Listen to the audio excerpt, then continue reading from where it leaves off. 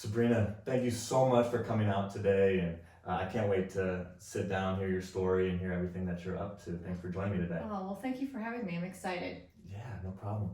So, for everyone who doesn't know who you are, give us a little background about who you are, what you're up to, and anything that people would like to know about you. Oh, great. Well, I'll go back to I'm first generation from immigrant parents. They both came from Italy Love that. with the goal that just good enough wasn't going to be good enough for their kids. So they had three of us. I'm the middle. Father worked overtime every night. My mom furthered her teaching education, went to college, watched them both work really hard. I ended up being a lawyer. My brother's a pharmacist, and my sister's a physical therapist assistant. So they raised three real goal-oriented kids because they were not coming to this country unless their kids made something of themselves. Wow. So saw a lot of what hard work does. Learned Italian, had no choice. If I wanted to speak to my family, we needed to learn how to speak Italian. So, but my mom has a dialect, and she didn't want us to learn that as our Italian, so she taught us the proper Italian. And then some of the bad words in her dialect were thrown in there, right?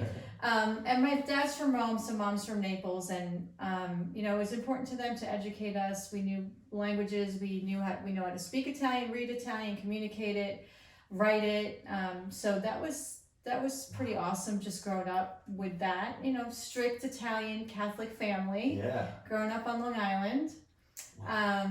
So when my father heard me say one day I wanted to be a lawyer, like, that was it. Okay, you're done. That's what you're going to be, right? He's like, that's what we came to this country for. And I was always fascinated, with law, but it was always criminal. That's all I ever wanted to do. I can imagine with Italian, you gotta watch the mob movies, things like that. Like that's like I loved all those movies back in the day. Yeah, I mean those are great movies, Yeah.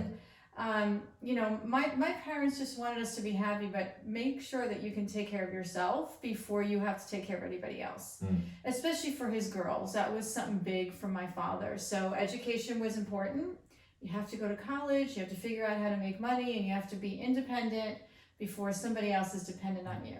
Wow. So it was a great lesson. It is a great lesson. So then that was it. It was written in stone. Sabrina was going to be a lawyer. And that's what I wanted to be, but it was all criminal. That's all I wanted to do. And at what age did the idea of becoming a lawyer come into your head? I got to say it's pretty young. I was probably in middle school. Wow. I was a musician as well, so I loved playing the piano and the viola, and I had the opportunity to travel the world, really, being in the orchestra, and I was good at it without having to work hard at it. It was just something natural for me. And my parents said, well, what about, doing that? And I said, I just enjoy it. I don't want to make a career out of it. I don't want to make a living out of it. I like that as who Sabrina is. That's a part of Sabrina, but it wasn't what I wanted to make my life to be like. So I focused on being a lawyer. On pretty much every job I got, everything that I did was surrounded by that. And then graduate college, and I could not get in. I could not get into any law school. None. Where'd you graduate from? SUNY Stony Brook, so it's a state school on Long Island. I went there after graduation from high school, primarily because my father sat me down and said to me, listen, you got two choices. I wanted to go to a really expensive, really good school for undergrad, which I got into. And he said, listen, you've got two choices. You either go to that school and you come out with a big debt, which I can't help you with. Yeah. And then you're going to have another debt with law school. Or you go to undergrad at SUNY Stony Brook, I will pay, and you only have to worry about law school. Oh. So okay, so that's kind of a no-brainer. Yeah. I totally understood that. My goal was to get into law school, graduate, and get my law degree. So I chose to have half of my debt instead of triple it, actually. Wow. Triple it now that I think about it. Yeah. So it took me 2 years to get into law school. I had great grades coming out of undergrad, but I just could not do well on the LSATs. It really kicked my butt. Wow. So I just kept working. Yeah, I just kept working, and I took it 3 times, and I took it the 3rd time just to prove my mother that I was right. There's no way I'm gonna do better on this. It wasn't my thing, right? So I got the exact same score that I got the 2nd time. So my mother said, okay, what are you gonna do now? I'm like, what do you mean what am I gonna do now? I'm still going to law school. Yeah. I'm just gonna keep applying until I get in. And she's like, oh, all right, I knew you wanted to do it, but you're 24 now, and I'm like, it's okay. 20, it's so young. I know. But like by the time Yeah. I started law school, when all of my friends were married with at least 1 kid, that was never, if it happened for me, it happened for me. It wasn't, I was just not focused on it, and nothing wrong with having it then. I just didn't focus on it. It was all about, like, I had a direction, that's where I was gonna end up, and whatever it took, Yeah. I was gonna get there. Past into middle school. You're like, Right. I'm not letting some I know. guy Plus, throw what was me I off. gonna do? Yeah. Right. Yeah, and it's like I got all the debt and everything to worry about. I got Yeah. way more on my plate than I need Yeah. some guy right now. So yeah. So I finally got into a school out in Michigan, and my father said, "Oh, you're leaving?" Yeah, I'm leaving. His middle daughter just was home her whole life, really up until then, because I commuted to undergrad, so I was living at home. And he's like, "Oh, you're going, huh?" I'm like, "Yeah, I got him. He's like, go do your thing." So I get into law school, and the first day, and everybody has this experience. The first day of law school, you're all sitting in this big room, and they're telling you about how amazing it is to be a lawyer and what an important thing it is to do for society and your community, just really piling it on. Yeah. And I'm thinking, look, we're here, so like we're sold already. You can just, stop with throwing all of those amazing things at us. And they said, look to your left and look to your right, and 1 out of the 3 of you will not graduate.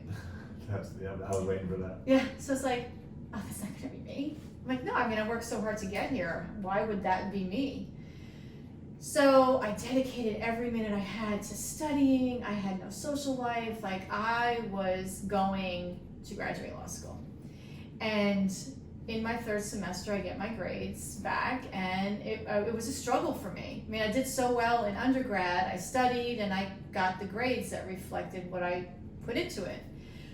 Well, that's completely a game changer in law school. Oh, did not happen in law school. No, I was studying completely wrong, and that's what messed me up. Yeah. So I knew the stuff, I just wasn't learning it the way to regurgitate it on an exam.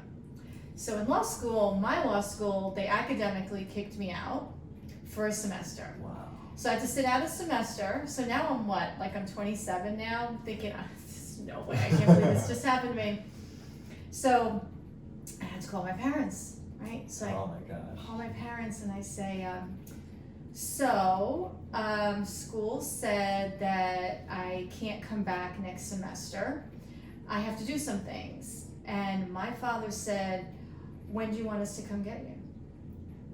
I was like, oh, no, you're not coming to get me. I'm getting back in.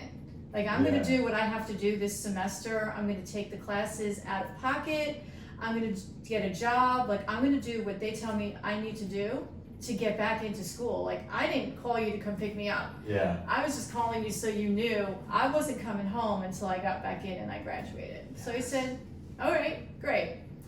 So I did, and I petitioned to get back into school. I went in front of the board, like I did what I had to do, and they let me back in. Nice. Under 1 condition.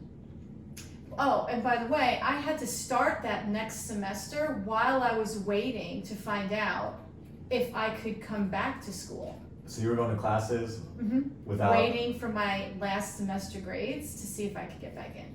So now I'm thinking, well, maybe I'm just spending money on these credits, and it's just a big waste of time because they'll never let me back in. And they said 1 condition is you have to get a 3.0 or higher. Anything less, you don't get to stay. It's like, okay.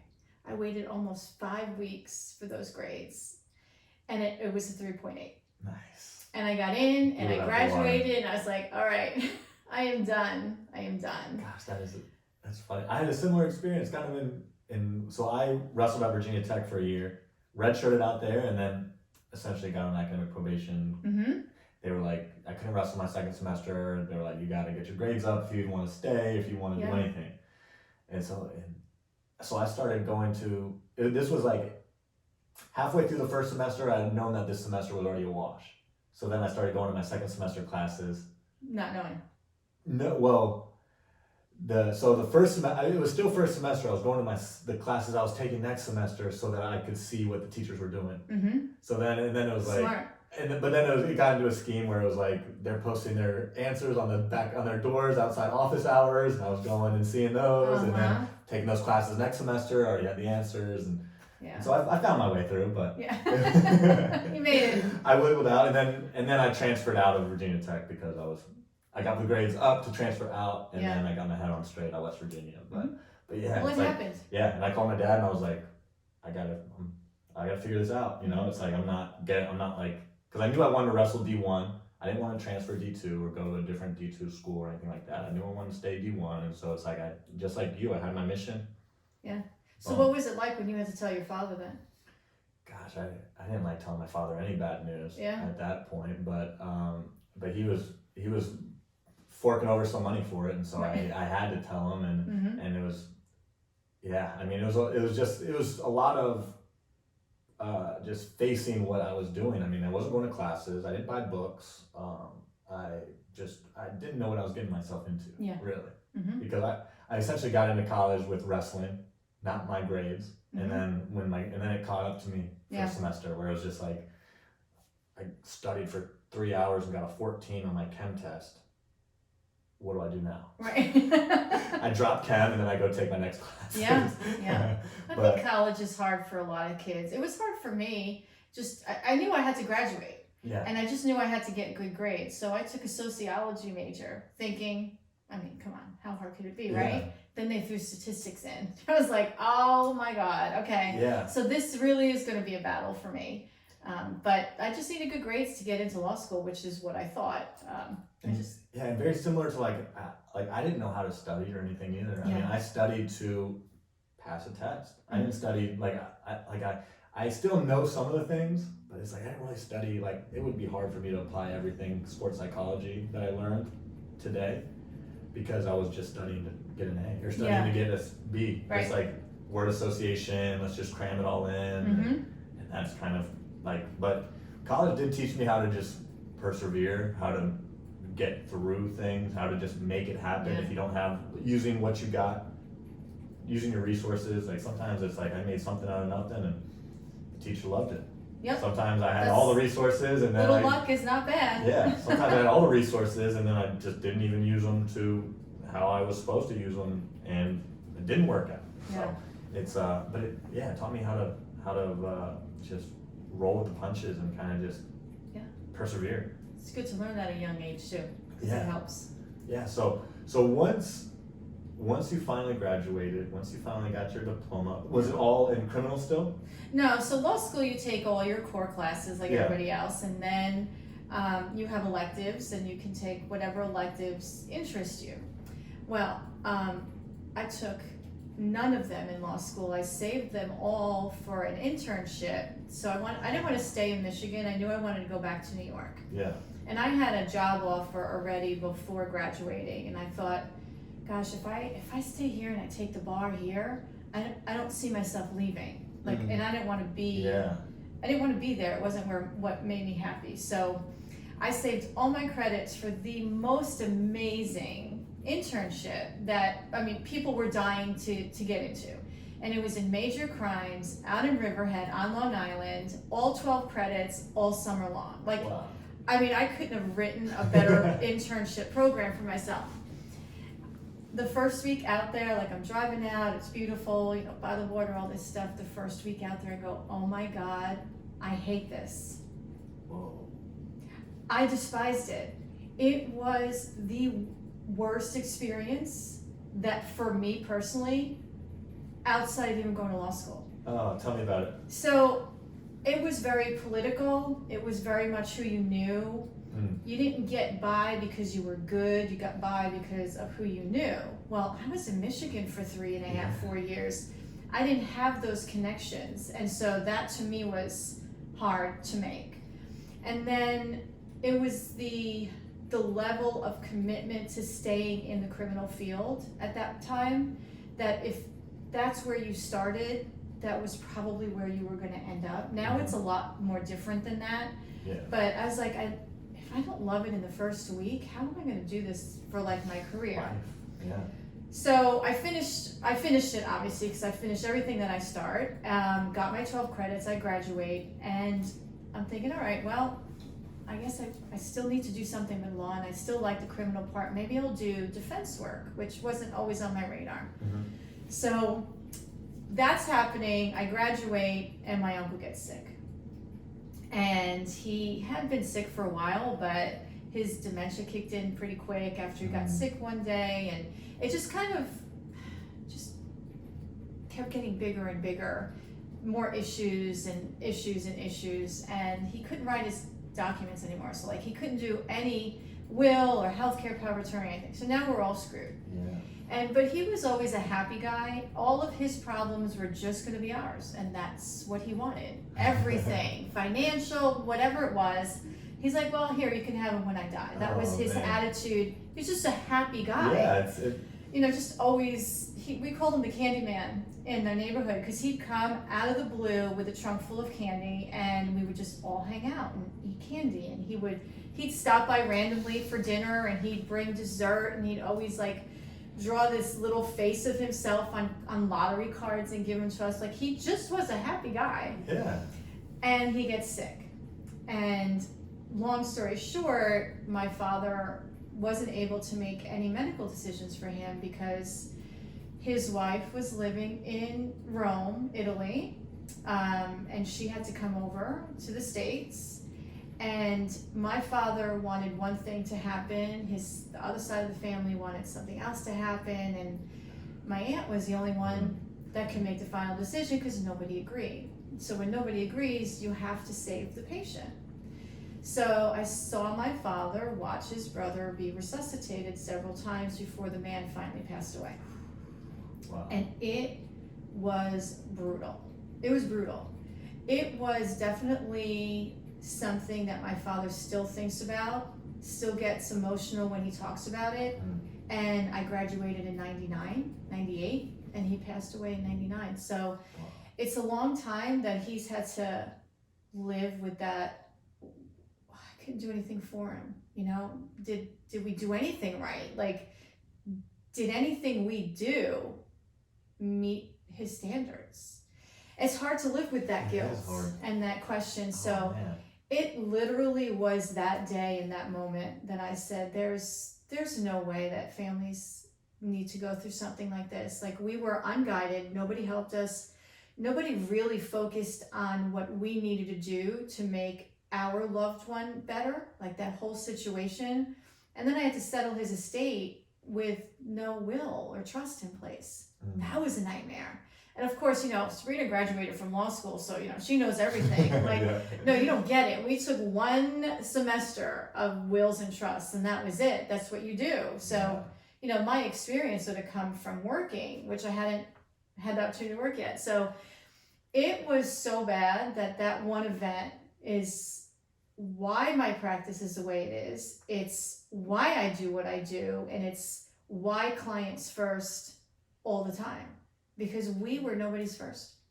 Wow. And for such a happy man, for him to pass away and to leave behind so much guilt on the family, that it doesn't sound like that's what he wanted. No, he absolutely did not want that. And that's tough for the survivors the people living to have to kind of deal with that. And that's an amazing story that one moment is what inspired you to. Yep. It literally was that moment when I was standing with my father, and he's like, I don't know what to do. And I said, well, you can't do anything. You can't. And so he passed away before my aunt was even able to come over, which we were like, thank God. I mean, he was really suffering. And if you know anything, which I didn't at that time, I knew enough, but when you are resuscitated, it's not like the movies. It's not like, oh, they're back and they're fine. Your body goes through a lot, and you're usually not what you were before. It's a really tough thing for your body.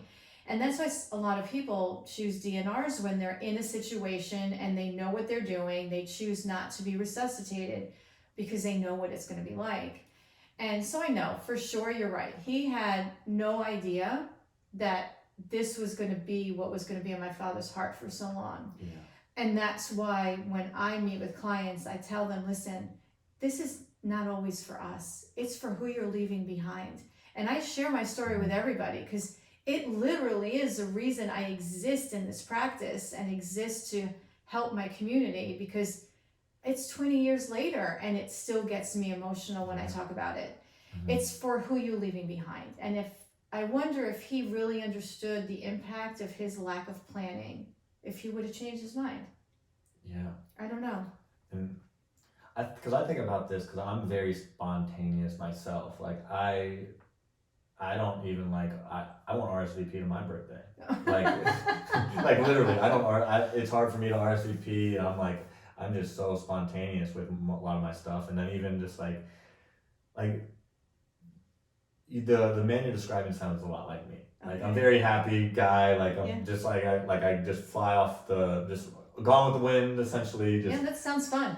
Literally roaming around. Yeah. That's me. And so I'm thinking man, I don't want to do that to my family or the people that I love and things like that.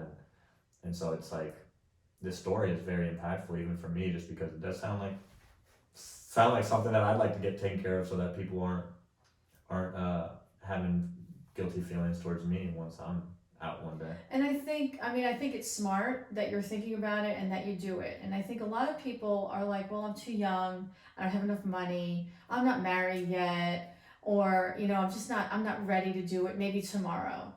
And I can't tell you how many clients I've had that, they started it with a diagnosis of a terminal illness, and they didn't survive the process to get it signed. Yeah. Tomorrow, I always say, is never promised for any of us. And it doesn't matter how old you are, how wealthy you are, what age you're at, whether you're married, children, it has nothing to do with any of that. Because we all share one thing in common. We will all die. Yeah. That's it. We all have that in common. And so if you think about the amount of time that we take, me included, I'm planning a family vacation. Or just where are we going to dinner tonight? People spend more time doing that, which makes sense. I mean, you spend money on it. It's an experience. It's a memory you want to make. But when you don't really understand the impact of the lack of planning, you're not going to find the importance of it. So my goal is always to just educate on how bad it can be for your family, and that's not what you want. Yeah. You don't want it to be like that for them. So swallow the pill today. I've never had anybody come to my office and talk to me about planning and then die on the way home. Like, that's what people think, oh, if I start talking about it, I'm going to die. Yeah. You bought your car and you got in your car. You didn't think about, well, if I buy a car, I could get into a car accident. That's not what's the motivating drive behind you. Yeah. You have insurance on your home, or renter's insurance, maybe you have. You're not thinking that it's going to happen. It's the what if. Well, we're definitely going to die. But we don't spend enough time giving that the importance it should have. Yeah. So say someone like me, 30 years old, relatively healthy, working out all the time, like things like that. Like, I mean, I have never thought about it, right, to be real, and until most people your age have not. Until I thought about interviewing you. Yeah. And it's interesting because even like I've said this before, I used to live so fast. My NASCAR days, I was living life in the fast lane. Like, I didn't think literally I didn't think I was gonna make it to 30. Yeah. I didn't plan ahead. And so it's like, I'm on given time right now. I love this. It's like everything's a bonus at this point for me. And so it's like having those thoughts and like, where would someone like me start? Like, where would, like at 30, like I literally think I'm going to be over 100. And so where would I start? Right. Yeah. Well, first of all, you have to start by saying you know that you need it. So telling yourself that it's important and it's something you have to get done, like every other important thing in your life that you do every single day and you check off. So you've got that, you know that you need it. And then the other thing is just make an appointment. nothing's going to happen by you picking up that phone or going to my website and scheduling. Like, that's your first step. That is the hardest thing. I tell everybody, it is the hardest part of the entire experience with me, is you going and making that appointment. I can't do that for you. You have to make that first step and get that appointment. I promise you, the rest of it, because I've been through it, we're breaking barriers. We're not like any other law firm. We're going to show you an experience that is completely opposite from what you thought it would be like talking to a lawyer like me to do something like this. That's the hardest thing that you'll have to do, because we walk you through everything. We hold your hand through everything. And I've had clients complain, like, why do you want so much information from me? I'm like, because I'm invested in you. This is important to me for you to get this done correctly, because I didn't have anything for my family. So I don't want to miss something for you. So trust me, it's a process on purpose, but the more you communicate, the more you share, the better your plan is going to be, and the better protected your family is going to be. But the hardest thing is picking up that phone. The rest is all downhill. Yeah, I got one of my wrestling coaches says, like, the hardest part about going to the gym is the heaviest weight at the gym is the front door. Totally makes sense. Yeah, you gotta open there, you got to get in. Because once you're there, you're like, oh, people are watching me, I need to do this, right? And then you go again, and it felt good. You go again, and it feels better, and then you just keep doing the things that you know are good for you and that you enjoy. But so many people have this misconception about lawyers, and sometimes, sadly, they're not misconceptions, right? It's the true experience that they've been provided. And what I went through with my uncle was the reason that my practice is the way it is. People come to my office and we've got candles lit, it feels like home. You're not gonna find brown leather chairs with wheels like you see on all these law shows in my office. It's comfort, it feels like home. We decorate the porch for the holidays. There's always something that makes you feel comfortable when you come, and everything is on purpose. Every time you're in a room in my office, or every time we're doing something with you, it is on purpose to make sure that your experience is nothing like anywhere else that you go. That's awesome. So my question is, from the day that your uncle, from the day that your uncle passed, that aspect of it, like you mentioned, you only took one class like that before. What did that look like once you figured out that wasn't now important to you, and that now that was going to be your path, like to help people? So I don't quit. It doesn't matter how long it takes me to do something. If I want it, I'm going to get it. Yeah, I can tell that already. But it's just been, I don't think you could teach anybody that. I think it was a lot of what I saw my parents do, and it's part of me. So I was like, oh, okay, well now how do I get into this field? What do I do? So my mother was working as a teacher. She had my whole life, and the teacher she worked with, her husband, was amazingly looking for somebody like me, because he was doing estate planning and he was settling estates. And she said, do you think your daughter would want to work with him? I'm like, yep, absolutely. Like, I didn't even care what the man was like. I just wanted to learn all I needed to know about estate planning. So I took the job with him. He's a great guy. And that was almost immediately after I graduated, and he hired me without my bar results either. Wow. So I was working for him, and I took the bar. And he was he's like, I knew you passed, but I was just so afraid to be in the office when you came in. And back then, we waited on the internet, and I didn't know that I passed. I literally sitting there staring at the screen, because I didn't realize you had to refresh the screen back then.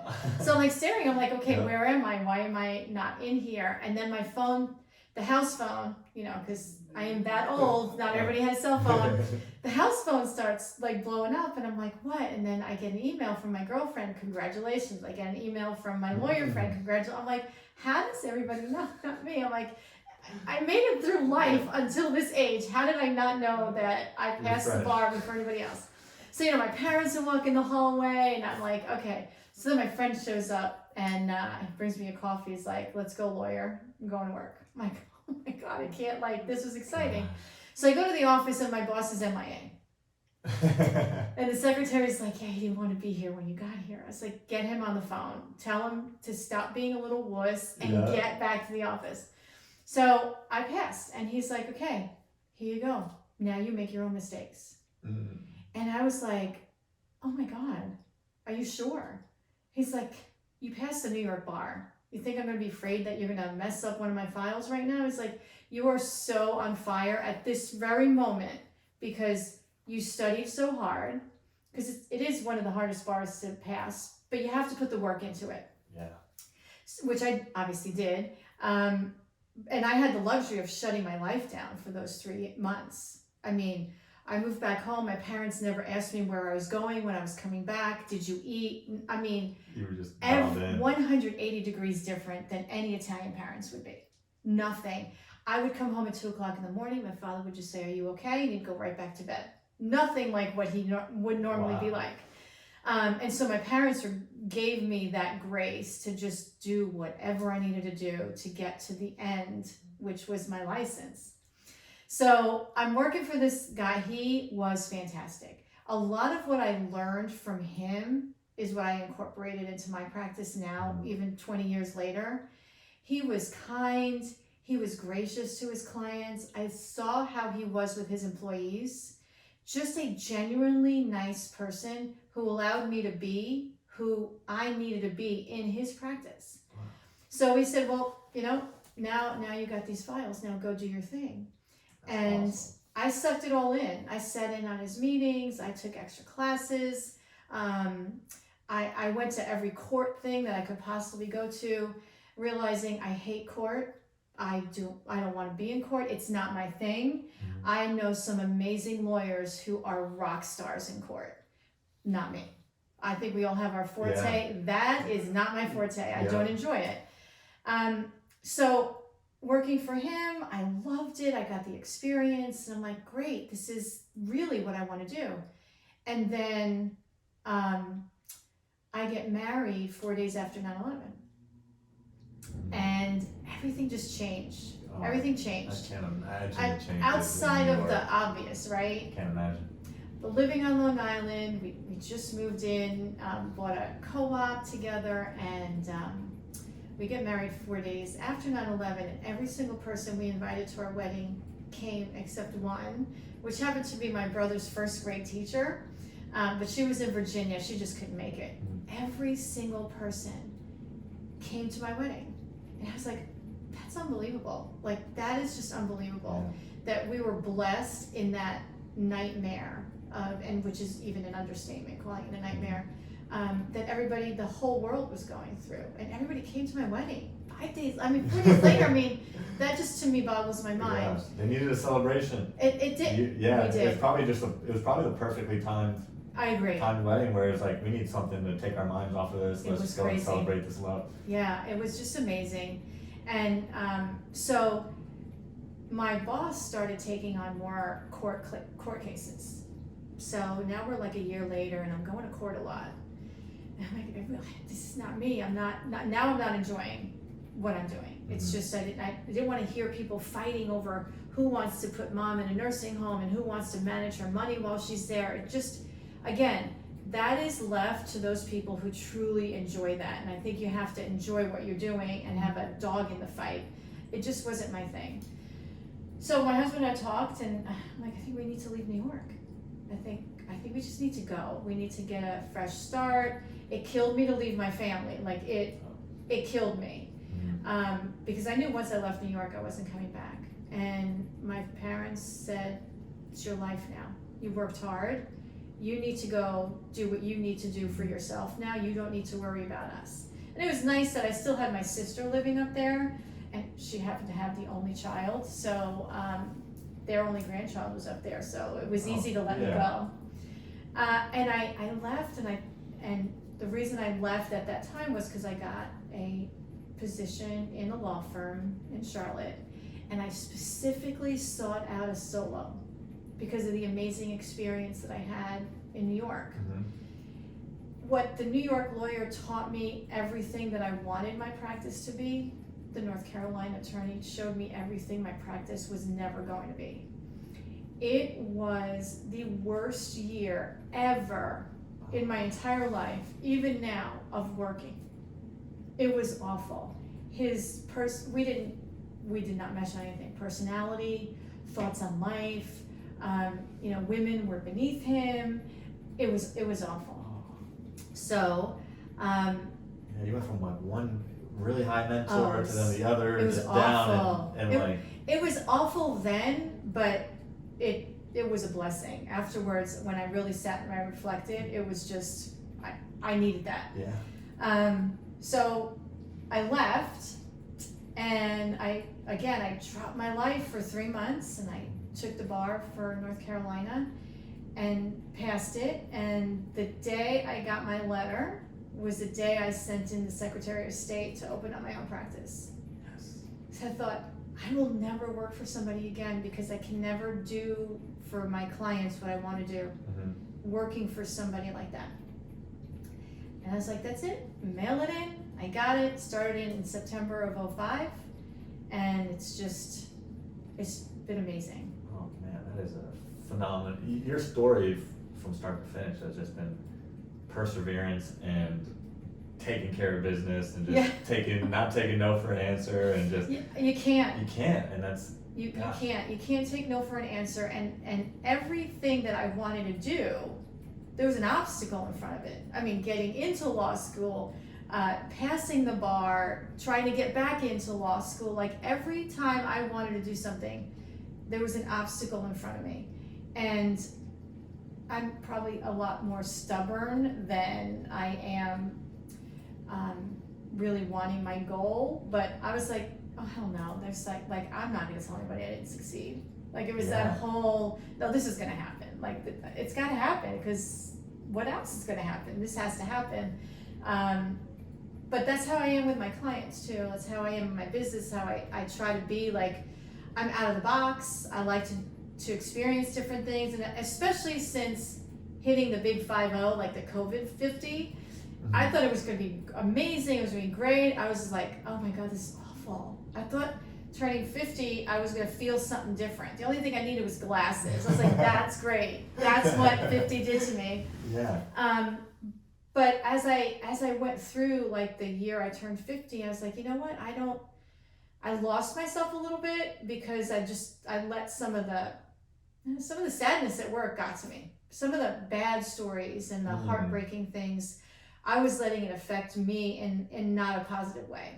So I decided, you know what? I'm going to start experiencing things I didn't do. I'm going to start saying yes to more opportunities. I'm going to be out of the box more, and I'm going to let my business reflect that. And it's been amazing. It's just been, I don't like to stay in the norm. I don't, if I got to my goal A, well, then there's another one. And then if I get that, well, then I need another one. I just don't know how to not keep growing and keep being a better person. I mean, I've got a 16-year-old. She's watching everything that I do. So I have to be purposeful with it, but I also have to remember she needs to see that, she was raised by a mom who didn't give up. Everything I do, it's because I see her. And it's okay that you fail. Yeah. I give you a list of the things I failed, right? But you're always going to get it. It's just how hard you're going to work for it. How important is it for you? And she's going through some stuff at school, and I told her, I get it. I went through it too. I said, but all of this stuff is either going to make or break you. It's how you decide you're going to let it affect you. But I didn't really have anybody teaching me that back then, right? I mean, my parents were amazing, but they didn't sit me down and say, it doesn't matter if you're not allowed to have sleepovers, because I was raised Italian. I mean, we might as well have been living in Italy. I wasn't allowed to date. I wasn't allowed to have sleepovers or go to sleepovers. My prom, junior prom, I had to be back at 11:30. It was miserable. So I didn't bother going to my senior prom. I was like, I could not bear having to leave and be home at 11:30. And I was not a rule breaker with my parents. Yeah. If my father said you have to be home at 11:30 or 12, and I got there 5 minutes early, I would sit in the driveway until I had to go inside, because I wouldn't give him the satisfaction of coming in early. Like, that was me rebelling. How sad is that, right? But, you know, even to this day, I remember every single time I came home, one of my parents was always up, or one of them came out of their bedroom to see if we were okay. And those are the things now, and at my age, that I remember and I appreciate and I cherish, because it's what I want to be able to give my daughter. Yeah. You know, I want you to be able.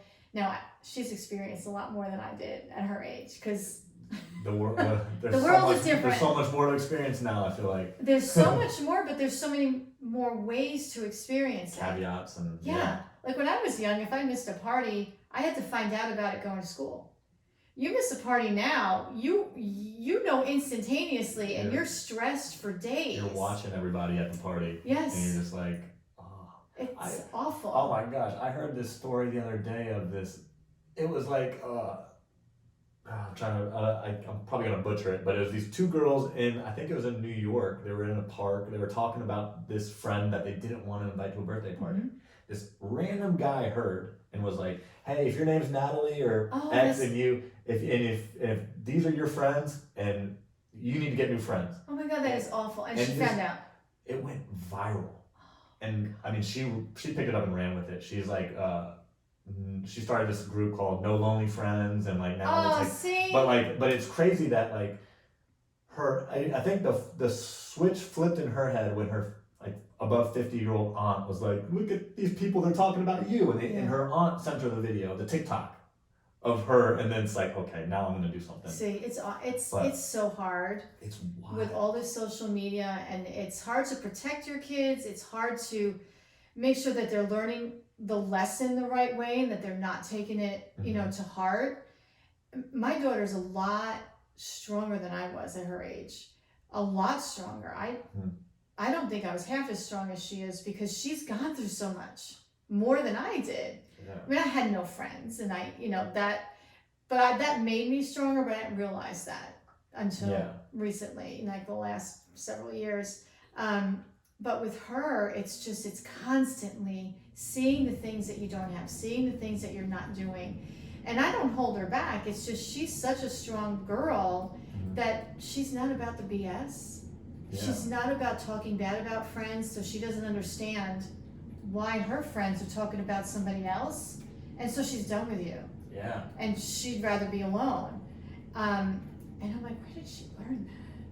I'm like, I hope it was from me, right? Yeah. But totally different personality than I was. Yeah. So I asked, because like I have a similar kind of like, when I said I was going to do something, I was going to do it. Yeah. Like, I mean, I remember my freshman year or 8th grade in high school, me and my dad were in the wrestling room, and we were looking at the board, and there was a district champion, regional champion, a state championship board, and my dad was like, "You're going to get on those two boards for a fact, but I don't know about this one." And I was like, "This is the only one I'm going to get on." Like, that was your motivation. That was the goal, and then I did it at 14. Wow. I won state at 14, and then like fast forward, I remember like I shook the Virginia Tech wrestling coach's hand at 13, and I said, "My name's Roman. I'll be wrestling for you in 4 years." And I did. Yeah. And then the same thing when I was in college. It was like my professor. I do this all the time. The president of my sports and exercise psychology, Jamaican guy, "Mr. Perryman, what are you gonna do when you graduate? Just go change tires?" And I was like, "Yeah, I'm gonna go in NASCAR and I'm gonna go change some tires." And then 3 months later, I was changing tires in NASCAR. And so I asked you, like, because like when my dad shares this with it, and some of his friends were like, "What's your son doing? Like, how does he just get all these opportunities? like what's like," and a lot of just people say it's luck, things like that. But it's like in my head, I know that like I've had a goal, I put my energy towards it. It's almost, for lack of a better word, manifested it, right? If you will. And so you have similar experiences, having to overcome so many obstacles getting to your goals and your successes. What did it look like for you? Like, did you have like people like thinking that like, oh man, she's just lucky, or like, did you have like social friends that like wanted to hang out with you and you were like, I got, my goals are a lot more important than this hangout, like I gotta go do my stuff, like I gotta go study until 2 a.m. Like how did it look for you? I had to be a little selfish and say no to a lot of things. But I wanted it that badly, so to me it wasn't a burden to not date or not go to a party or not, do the social things or all of the activities other people were doing. I did it on purpose because I wanted one thing. Yeah. That was, I knew that if I didn't, for myself, I couldn't have those distractions. Other people could. Yeah. Other people studied but were lucky in law school. I wasn't. I don't have luck usually. I think a little bit of luck is sprinkled throughout, but the things that I've gotten are because I had to work hard for everything. Nothing came easy. I mean, even to having my daughter, it was 5 years of fertility treatment. So we said, forget it, I'm not doing this anymore. And then there was a little bit of luck. And then, but everything's been just always been a challenge for me. And if something just were to happen for me, I would question it. I'd be like, okay, why? Because I didn't have to work for it. Like, how do you get things without working for it? But I just was focused, and I was okay with not doing things. Yeah. And it didn't bother me.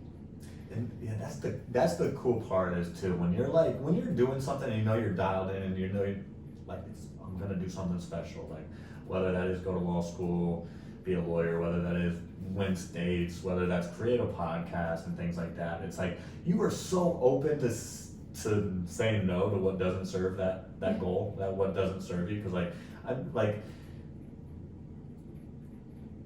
if it's really what you want to do. Exactly. Because I changed that up because after I won states as a freshman, I didn't win it again. But all my life changed after I won states as a freshman. Okay, for the better. It changed. Yeah. It was like, because I transferred high schools, and so I was at a high school that I really didn't know anybody until I won state. And then 2 weeks after that, I had one of the cheerleaders on my couch, and there was just this much space between us two, and then she never talked to me after that movie again because I probably didn't make a move. But things like that, like it was just different. It was like girls were approaching me. I was 105 pounds, tiny kid, and it was. Don't you think a lot of that was mindset? Oh, right? For sure. I think you have to have the mindset of attracting what you want. Because if you're thinking negative, and trust me, this is not, like I didn't just wake up one morning like this. I focused on how I could get myself out of a rut. And I think you have to realize first that you're in it. Because people telling you that you're in it doesn't matter. You need to know that you're in it, and you need to want to get out of it, and you need to want to fix it. If you don't want any of that, you're just going to stay exactly where you are because now you're doing it on purpose. That's where you want to stay because you're doing nothing to change it.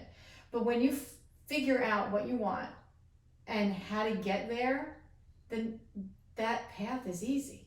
Yeah. It's not a challenge to say, no, that's not for me. It could be for you, but it's not for me to get to where I want to go. Like my parents wanted me to go to music school. If law school didn't work out, go to music school. But no, Mom, that's not where I see myself. That's not where I'm working towards. This is enjoyable. This is getting me through life. Yeah. But it's not where I want to end up. So I said no to some scholarships that were for music. I just would have been a lot easier in my parents' pocket. Yeah. But it just wasn't where I needed to go.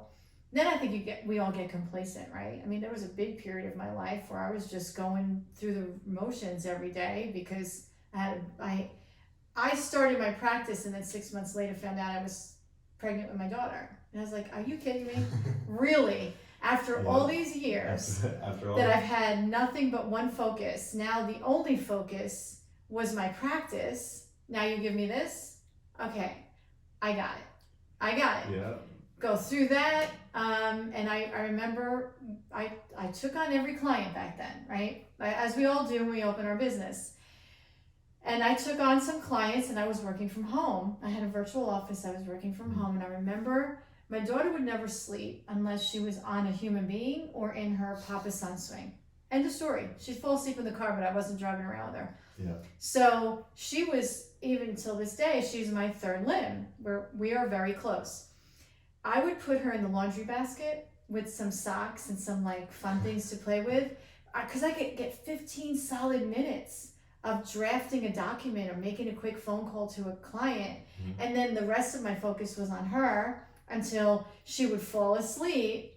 And then I would have my laptop, she'd be on one side and I had my laptop on the other side, because I was like, well, I can't let my clients down. And I'm sure as hell not letting my daughter down. Yeah. And my husband traveled for work. And I was like, okay, I got this too, thanks, right? But if you're thrown things that you wanted, yeah, the timing isn't always on your timetable. Yeah, I got everything I wanted. It just happened to be all at the same time. Yeah, it's funny when that happens. Sometimes you literally just eating shit for a while, and you're just like, where it has to come up at some point. Like, that's right. At some point, like, this is all gonna pay off, and then the blessings just kind of start raining on you, and you're like, yeah, wow, where did all this come from? And then you like look back, and you're like. And that's one thing I'm glad about social media is like I see all my archives. It's like these things pop up and I'm like, it's pretty cool. It's like I'll see like a motivational like this is my angle when I'm on, and I'm just like I'll just talk to a phone and I'll see a motivational thing from like 5 years ago. Yeah. And I'm like, damn, I've been doing this for a little bit. It's but you see how you've changed, but you also see where you started. Yeah. And it just makes you better. And when you're in the mindset of being a better person, that's just what those things come to you then. The things that make you a better person just naturally start coming. Mm-hmm. And again, I did not get that memo for a long time in my life. I was mad that I was struggling so hard. I was looking around at these kids who would come drunk, hungover to class in law school, and they were succeeding, and I was like, do I need to come to class drunk? Like, nobody wants to see me drunk in class. I'm like, so I definitely know that's not my thing. Yeah. And I get, in law school, they call on you, and sometimes you're standing up for the entire class of 250 people. Mm-hmm. And sometimes they're not even talking to you. You're just standing up there. And sometimes you're on the hot seat the entire class. And I would always look at other people and go, why are they doing so well? Like, how are they so cool? Well, they were drunk. That is so funny. Yeah, they just didn't care, and it didn't stress them out. And when you're not stressed, you handle things better. Yeah. Well, I was just always stressed because it took me a while to learn what I was supposed to do in law school. Apparently, I'm a slow learner, but I got there. But I realized very late in life that if you concentrate on how hard it is to get what you want, sometimes you're going to get off track. Yeah. And I did. I got off track. I forgot why I started my practice. I forgot why I love it so much, because I was just going through the motions, and I snapped myself out of it. Yeah. I hear the analogy of a skier or a snowboarder. It's like if they're going through the woods and they're thinking tree, you're probably gonna hit a tree. Right. But if you see the clear path of the snow, and when you follow the snow, then you're weaving through the trees and you're not focused on the obstacles. That is a good one. Yeah, that one really stuck with me. I would be thinking, oh my God, a tree. Oh my God, another tree. Honestly, I'm George of the Jungle out there. Watch out for that tree. I'm thinking that I'm boom, it's been me, so yeah. No lie. Yeah. So you start your practice in 2005. How has your practice how has it performed, and how has it grown, and how have you grown ever since, like with everything going on, like we talked about COVID and things like that too, like how has you and your practice grown since being in Charlotte for the past almost 20 years? Yeah, long time. I have to say probably what's really at the root of it was I never forgot who I was. I never pretended to be another type of person or another type of lawyer. I was always authentic and honest with every one of my clients, even if it meant I wasn't going to get enough money or as much, or I had to refer them to somebody else. And that's gotten me through a lot of it, because I always knew they were getting me, the authentic, honest, compassionate me that I just naturally am, and I attracted those clients. Mm-hmm. And that's what's been steady the whole time. It's always been what you see is what you get, whether you meet me at the grocery store, which I have made clients at the grocery store, or you see me pumping gas, whatever it is, you're always going to get the same Sabrina. That's awesome. I'm not going to be different here or, at church. It doesn't matter. It's just always going to be me. And that's helped. And I think also it's grown and it's become such a well-known firm is because of the way I treat my clients. It's an experience that they don't have somewhere else, but that's the goal. That was always my goal, and it is a lot of work. Like, it's not done it and forget it. It is a lot of making sure my team has the same feelings as me, has the same goals as me, shares the same love for what they do. Because I've had employees that didn't share that. It shines right through. I'm not their fit. I'm not their fit for a place to work, because every time you touch somebody in my office, you're going to get the same feeling. You're going to get the same experience. Yeah. So being consistent to who I want it to look like has helped it grow. And then I'm just better. I take classes and I watch people that are in it longer than me. I see what they're doing. I also see what I don't like what they're doing. And I'm never afraid to change. If something's not working, we're going to change it, and we're going to make it better, and we're going to keep doing it until it doesn't work anymore. You keep bringing up the word experience, and that is not something I would even really put into, like, when I think lawyers, I think of just like paperwork, I think of getting it down, getting what you want. I really don't think of experience being the word, or like what, the only lawyers I've had to deal with were traffic tickets, and they didn't care about my experience. Let's just say that. Well, that's probably, I would say, the most common type of lawyer outside of a real estate attorney. That you've had to, that anybody's really had to use. I mean, you get a speeding ticket, you've got probably 10 letters in your mail within 4 days. And then I'm just choosing one and just, And so, and you focused so much on your experience, and so like, what, and you actually said like you're intentional with it, like if you go into a room, you're going into this room for a reason. If you're doing this for a reason. And so how have you intentionally crafted your experience to make this so that it isn't as negative an experience as people, I think of it as going into it. Well, I remind everybody any chance I get of why I do what I do, and I share my story. I share my story with my uncle. It's on my website, it's on all my social media. I speak it to clients in our meetings. I think a big way clients really connect with their lawyer is, God, she gets me. Like, she doesn't just want me as a client. She really wants this for me. She really feels it's important. And she's educated me on why I shouldn't do it. Not why you should, but here's the effect of not doing it. And anybody that will listen to my story, I tell them. And now, because I've been doing it for so long, I have other client stories that I share. So those are sometimes even more impactful than mine. I share stories about what happened when somebody waited. I share stories about why, what happened when somebody didn't take my advice because they were afraid to take it. Or what happens when somebody has gone somewhere else and now I'm settling the estate and there's something wrong with the documents that were created, because you get what you pay for. And again, I don't take on every client that I have a meeting with. Not every client is a fit for me. And that took me a while to really implement in my practice. Not everybody is the right fit for me. I want to work with clients who understand the importance, who want me to help them get to that end, and who are willing to work within the parameters of getting this done. I'm not a one and done. I'm not fill out the questionnaire, give it back, we'll send you drafts. But there is somebody for you if that's what you feel you need. I'm not judging, but you're not going to get that here. And that's okay. I used to think it wasn't okay. I'm like, what do you mean you don't want to work with me? What are you talking about? I mean, don't you see me on social media? Don't you see all these awards? And then I was like, no, but that's totally fine. that you don't feel that I'm a fit for you because you aren't a fit for me, and we both need to be happy in this relationship. Exactly. So saying no has made the world of a difference. Because then you're working with clients that want to work with you, that are a good fit, instead of just saying yes and then working with somebody that. Right. And imagine, because it takes a little bit of time, and so we're working together for a little bit of time, to have that relationship in a practice that I live a lot of my life in.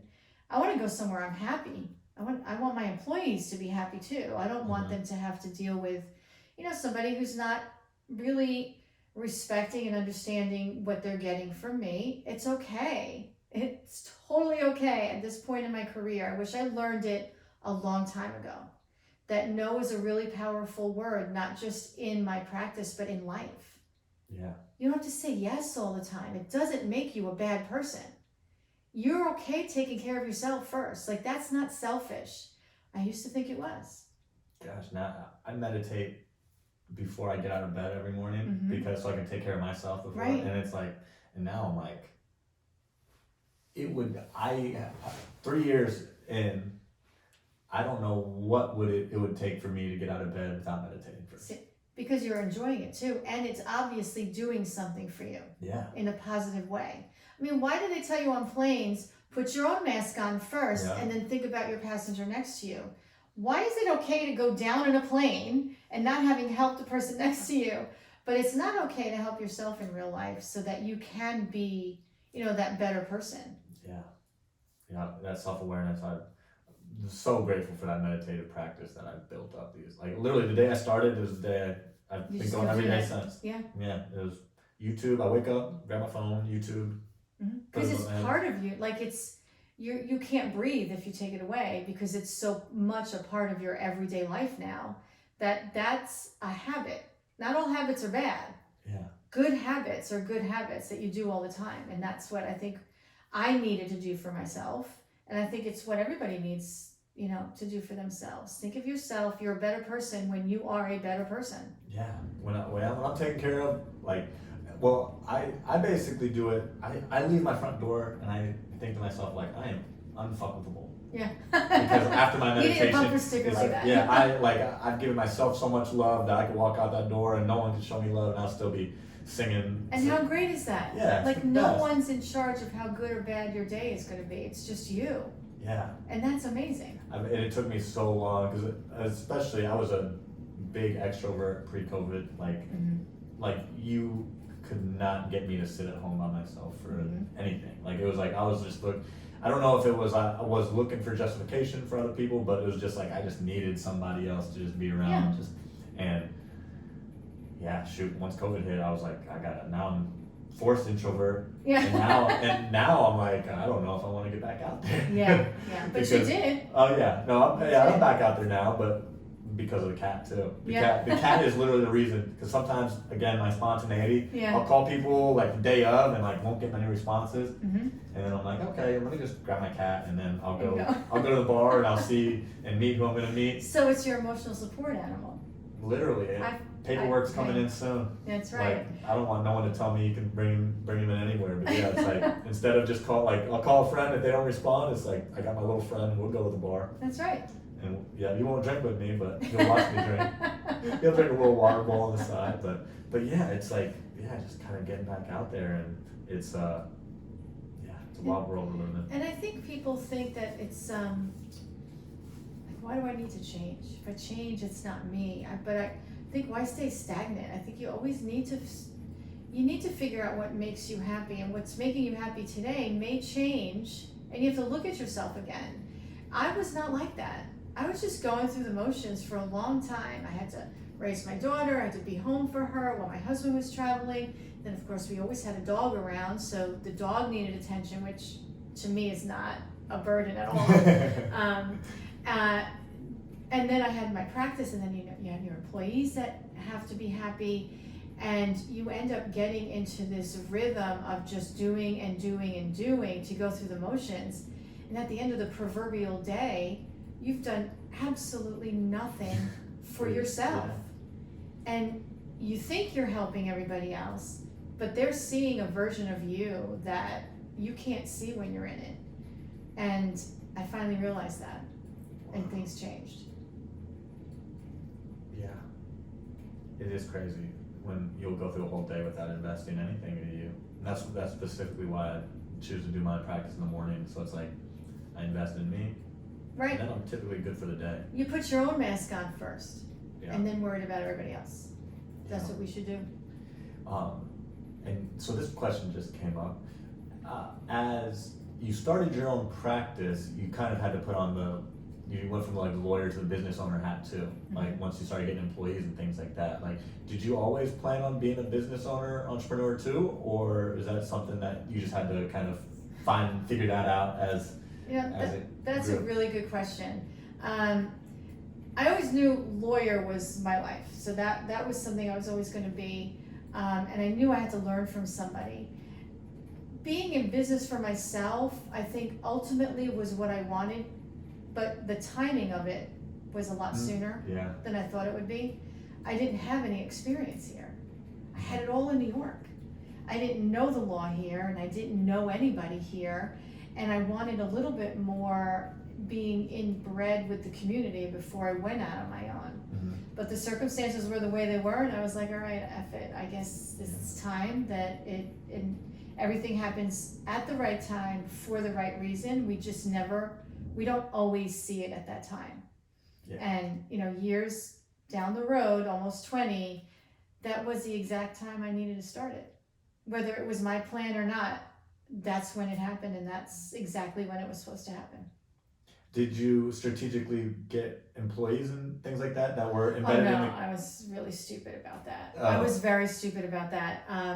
I started my practice and I thought, let me just take on a couple of clients here. And then like I said, my daughter came around, and I was like, I don't want to be in the office a lot. Like, I don't want to have to be committed to being in an office.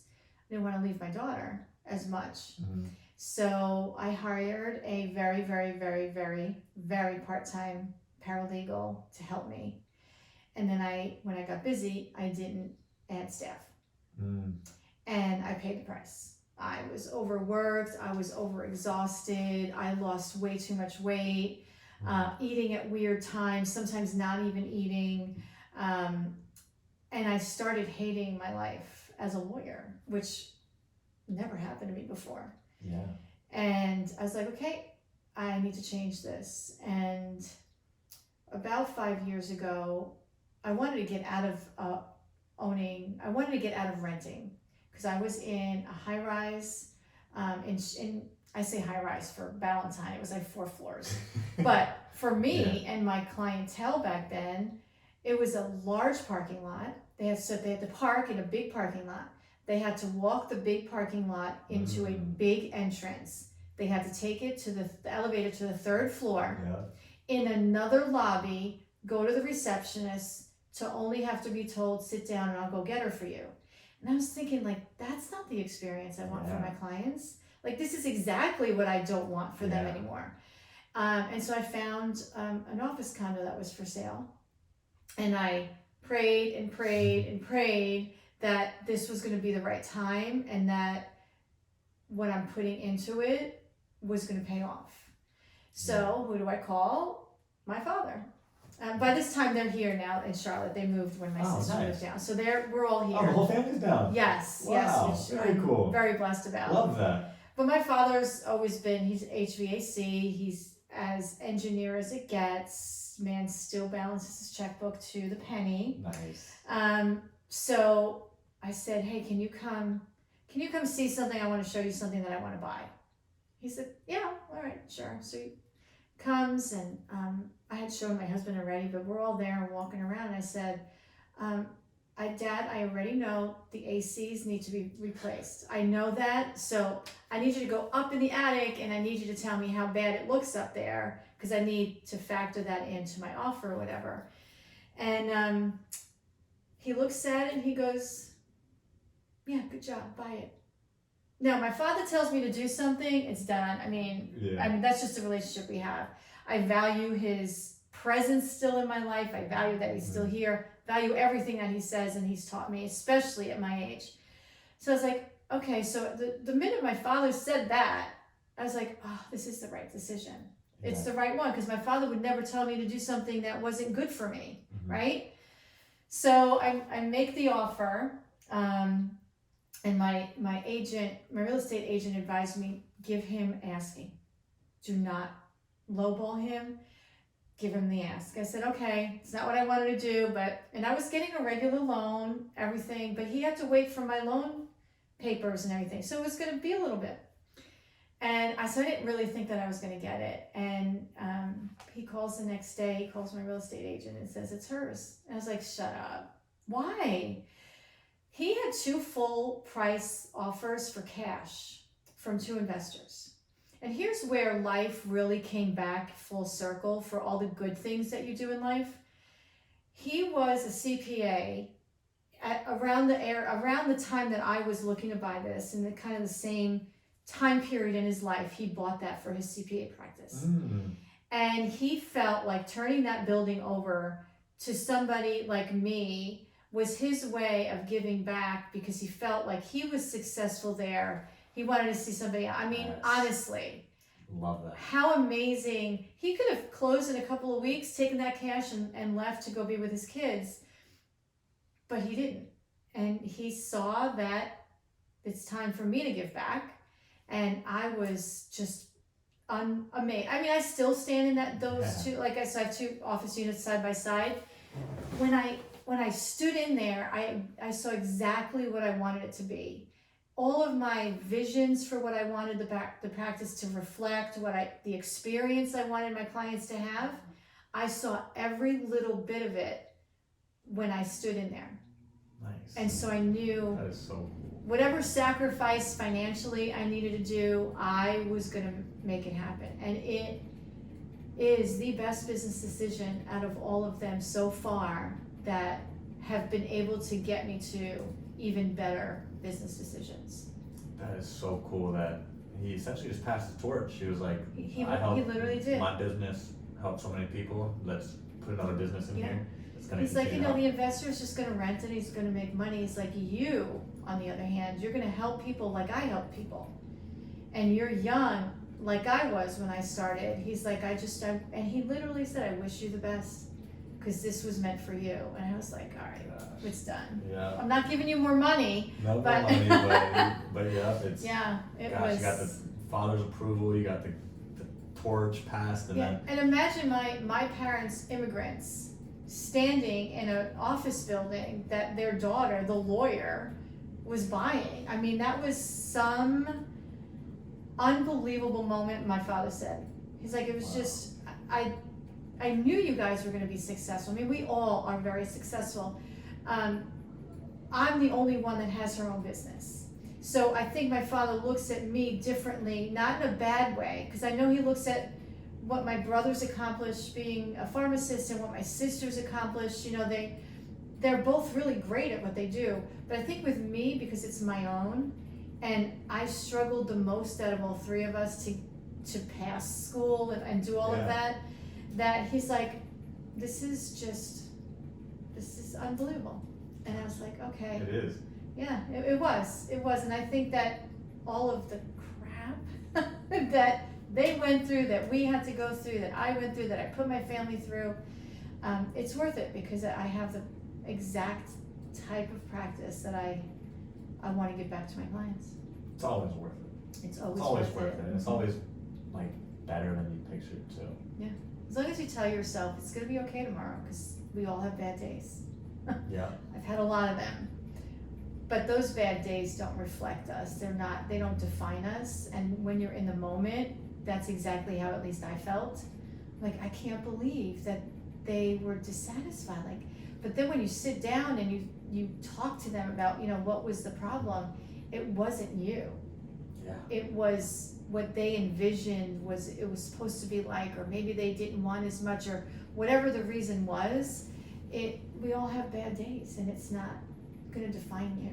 No, not 1 second will it define you. Yeah. So how do you continue to keep growing in this field and in your personal life too? Do you do you have any practices that you would recommend others, like journaling, meditation, anything like that, things that serve you and help you be the best for your clients? Yeah.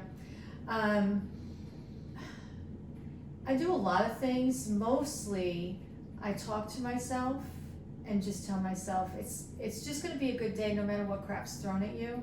Out loud or in your head? Yeah, I'm just, whatever, it's going to be a good day. Yeah. Especially when I know that I'm going to have a bad day, right? I know that the day's going to be crazy. I've got a lot of clients or whatever it is. Just like, whatever. It's not like you've gotten through every single day. So you're just going to get through today. You're going to get through today. That's just what you have to keep telling yourself. But now, social media is completely different than it was even 5 years ago. Yeah. So, and people are consuming information in a much more different way than they were. And, because I need to stay up with everything and I love the challenge, and it works for me, I'm on all the social media platforms now. So, I do my educational videos, on Instagram, TikTok now, which still is an odd platform for me. It's so different. It's the most creative one out there. It's though. crazy, I know. Like when I play around with it, I'm just like, gosh, this app is just so, you can do so much with it. I can see why it's such a killer app. Yeah, and really the only social media, if you want to call it social media, was I had my website since 2005. That's really how, and then I was always out in the community. So it was really grinding every day to go get face to face and meet those people. Now you get in front of so many more people through social media, and that's really helped me grow, getting in front of more people that are listening to my lessons and understanding why it's so bad not to have something. So I get to be in front of more people like that. But I think what the biggest thing is I made a vision board for myself.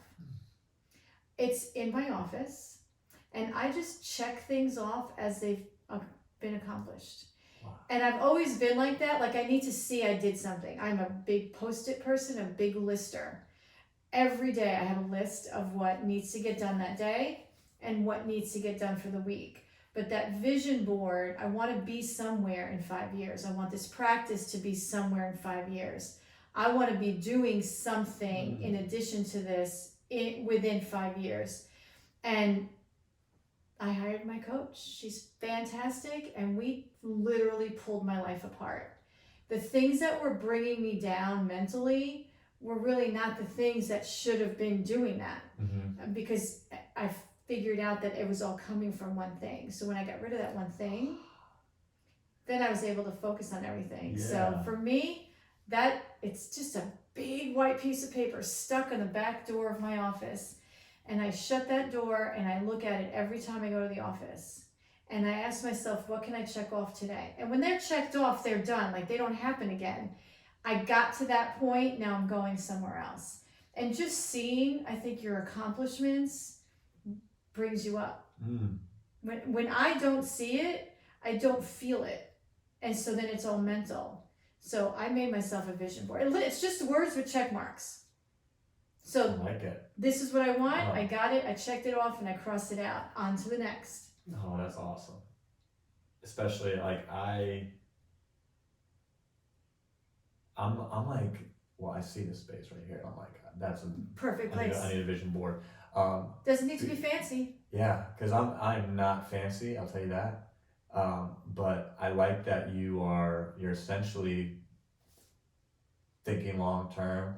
You got your to-do list, acting short term, and then crossing off the stuff. I need it. That's not for everybody. The vision thing. I know a lot of people like you meditate. There's a lot of people that pray in the morning. I pray all the time. It's just part of who I am, but I don't pray for myself. I don't pray to have a successful, that's just me. I pray for good things to happen around me. Pray for my daughter all the time. She needs it. She's 16. But you have to find what makes you happy. And I love walking the dog. It's my alone time. Or if my daughter wants to come with me, it's our alone time. But usually she's 16. Yeah. She just wants to do her own thing right now, which is okay. But I'll walk the dog and I'll either have my headphones on or I walk in silence. And to me, that's like a decompression. It's whether I do it in the morning or I do it when I get back from work. I've paid attention to something that's unbelievably important to me, my dog. I've shown her some love, and she's shown me love, and it's unconditional. I talk to her all the time. We have conversations. Yeah. Yeah, right? I mean, and you have a fancy cat. My dog's not fancy. That cat's going to be great for you. Oh, he already is. Really? Yeah. I feel like when I walk her, I stop and I look around. Like, you're always driving somewhere, either yourself or your child or... You're present. Yeah, I'm just present, and I love the weather down here. So to me, it's just like I just flush it all out, and, I catch up with people that I haven't spoken to, and I get back and I'm like, all right, what's for dinner? It's crazy. It's crazy what a walk can do. I probably 6 months ago, within the year, I started doing a 30-minute walk during my lunch break every day around Phillips Place. Yeah. And it is wild. I started just because that's like the baseline, what they call like just moderate fitness, 30 minutes a day. Every day. And so at the time I was like, this was actually when my knee was aching and my lower back was aching, and so then I just started walking. Yeah. I was like, let's just walk. And then it's been the highlight. Every work day I do 30-minute walk. And I was with one of my teammates. I championed walking Wednesdays in October. Yeah, nice. And so it's like I loved that, but it's like those walks are phenomenal. I mean, just as far as just getting the body moving, two, getting the brain just like off of whatever you're focusing on. I mean, if you're like me, I'm sitting in front of a computer most of the day, and so it's like just having like natural colors instead of like pixels in my face. Phenomenal. The air, everything. I love it. I mean, you add the dog, and I wish I had a dog. Maybe. Yeah, maybe one day. But yeah, it's just so crazy that like, it's like even when you look around right now, something as simple as a walk. You look around right now, and everybody's necks are pointing down when they're walking nowadays too. They're not even looking up. Like I walk and I don't see everybody's eyes because they're not looking up. They're just looking at the ground. I recognize people by their dogs when they walk, and which is sad for me. I talk to them. I don't know their names, but I'll tell you the dog's name. Yeah. I'll tell you what parents belong to that dog, because I'm out there and I'm doing it more. And when it comes to staff and taking breaks, I require them to get out of their office. Oh. They're not allowed to eat lunch at their desk. They're not allowed to work while they're having lunch. They can go in the kitchen. We have a covered patio in the front. You can sit there. You want to go in your car, take a nap, that's fine. Yeah. But you have to remove yourself from that computer, from the files. I don't care how busy that day is. I don't care if clients go to voicemail. If you don't take that mental break, you are not going to be productive for yourself, for me, for our clients. And it's safe to walk in my development because there's not a lot of traffic. Go for a walk. You can walk the sidewalk on Carmel Road. Do that. But do whatever you need to do to be fresh when you come back after the hour. So my paralegal Amanda loves to read. This girl loves to read, which I wish I loved to read like she does. But she'll bang out a book in a heartbeat. And so she sits out in the front and she reads. That's what brings her joy and calms her down. And I say, go for it. That's what I want you to be happy when you're here. And if that makes you happy at your break, do it. Yeah, got it. I'm not a reader. I'm an audiobook. Yeah. Like I'm headphones in, 30 minutes on 1.5 speed, about 40 minutes of an audiobook on that 30-minute walk. Yeah. And it's just constant. I mean, my problem is if I read, it's one of two. It's always been true crime stories. So I've like read Helter Skelter 3 times. I don't know why, because it freaks me out every time. Wow. I've seen the movie. It doesn't freak me out as much as the book. And the funny thing is, my husband gave me that book when he was traveling a lot for work, as if I was going to read it when he wasn't home. So I'm not reading the book unless somebody's home. Yeah. Or I started reading more about like motivational kind of things that I enjoy. Not a lot of people probably would enjoy what I enjoy, but which is okay. Gotta find what you like. Of course. But it's one of those two books, and then sometimes I just sit and do nothing. I literally just sit and do nothing. Yeah. And my daughter's like, "What do you do?" I'm like, "I'm sitting and I'm doing nothing just for 10 minutes until I go do something." But right now, you could talk to me. Yeah. I'll never tell her not to talk to me. But we're not gonna be playing a game right now. I'm not getting up to cook. 10 minutes of just me right now. Yeah. Sitting in this exact position for 10 minutes. Yeah. And then I'm all yours. Do you do any? What's your thought process right now? Is 10 minutes? Are you do you still? I think weird stuff. Are you still running through your thoughts? Because that's where it's I try to There's a couple things where. 2 times of meditation that I do where it's I try to just focus on my breath and no thoughts coming in. Yeah. Or where I'm just outside of my thoughts, just watching my thoughts. Yeah. And then I'm just trying to understand. I'm why am I talking to myself like this? And I wish I was as deep as you. I've never really stopped to think about what I'm thinking. I'm gonna have to do that now. Yeah, you may want to. Because I don't know if I think of I probably think of stupid stuff. It's so wild once you kind of who was it? Eckhart Tolle just calls it awareness. Yeah. Just finding the awareness, and that's where most of my audiobooks have all been self-help kind of meditation, things like that. And so just the when you're aware, when your mind's racing, and the fact that if you can just go I'm aware, and you can be aware of your thoughts, then you're present again. And so then it's I'm always trying to do that, and then now some days I'll just have my mind running off to the damn carnival, and then I say I'm aware, and then I'm right back, and it's and I'll even bust out laughing because I'm my thoughts will just go so far down the rabbit hole, and then I'll be I'm aware, and then it's you don't have to be. That's okay because you're by yourself. Who's gonna know?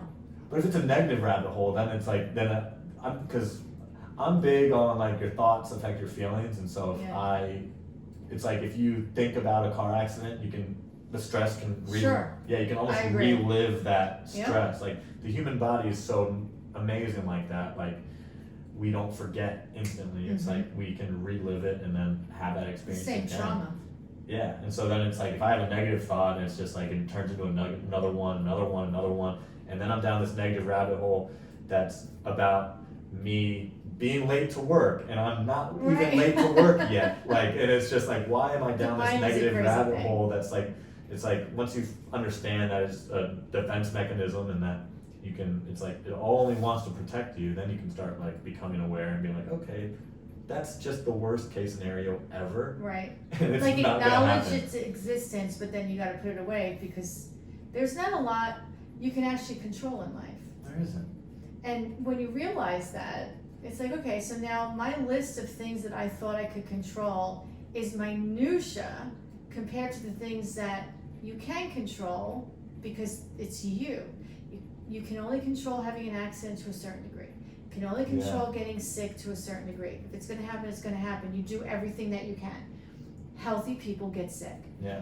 But when you're working on something that you know is for you, because ultimately it's going to make a better you for the better person around the people you love, then go ahead, think about all those things, but then you got to put them those thoughts where they belong. Yeah. Or they'll do what they did to me, and they'll just consume you to where you lose track of who you are, you lose track of who you wanted to be for your family.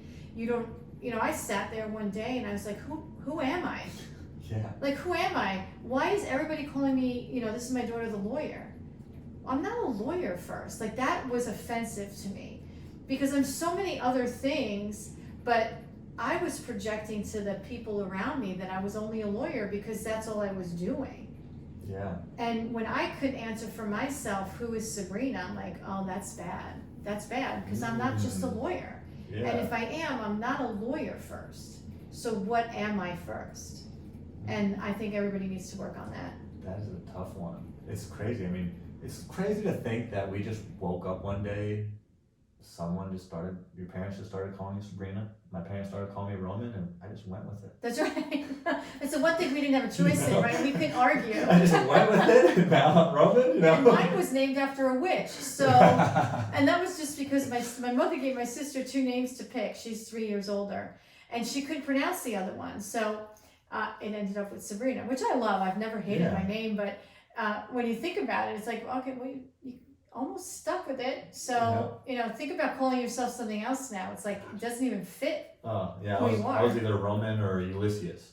Oh, okay. So, where did Ulysses, where would that have come from? I think it was just mythology. That was it, but no other... Yeah, just Roman mythology, things like that. And so, How glad are you that they called you Roman? I had a hard time spelling Roman in preschool. Okay. I don't know. I would have never went to recess. And I always got really pissed because there was one kid named Ty that would just say T-Y and run out the door. Isn't that funny that you remember those things? Oh, I remember like it's fucking yesterday. He would and I would just sit there and I didn't know how to spell Roman for the life of me. And then my teacher would give me the hints and then I'd be the last one out of recess. Oh, I feel you. My maiden name was Capobianchi. Okay? I had 11 letters. And I don't remember how hard it was to learn it. I remember my whole life how hard it was to spell it for people. It wasn't hard for me to spell it, obviously, but I knew every single time I was going to have to spell it. Yeah. Because once you hear it, then you're like, oh, I get it. Like, that's exactly how it's said. It's how it's spelled. Yeah. But my whole life, it was it's like, I feel your pain. Yeah. Oh, man. Oh, so we've been at it for an hour and a half, and this has been such a wonderful conversation. I've enjoyed it. Kind of closing in, where can people find you on social media? Where can people find you online in Charlotte? Mm-hmm. And if they do have any questions, where can they reach out to you? Perfect. So first, my website is sabrinawinterslaw.com. It's very easy. Yeah. I am on Instagram, Estate Attorney NC, and I think TikTok is Estate Lawyer NC. I could be wrong about that. And then I have a YouTube channel, North Carolina Estate Planning. But if you go to my website, all those links are there, and they're correct, so they'll take you to the right place. Yeah. And I'll go ahead and tag those in the podcast episode and everything like that. But thank you so much again. Oh, this was awesome. Yeah. Thank you. I really enjoyed it and getting to know you better too. Yeah. Do you have any last words for the audience before we head out? I would just say make this a priority. Make yourself a priority. Get the estate planning done. It's not something you'll ever regret. And when you do, you're not here for it. Got it. Yeah. Love that. Sabrina, thanks again. Appreciate it. Thank you.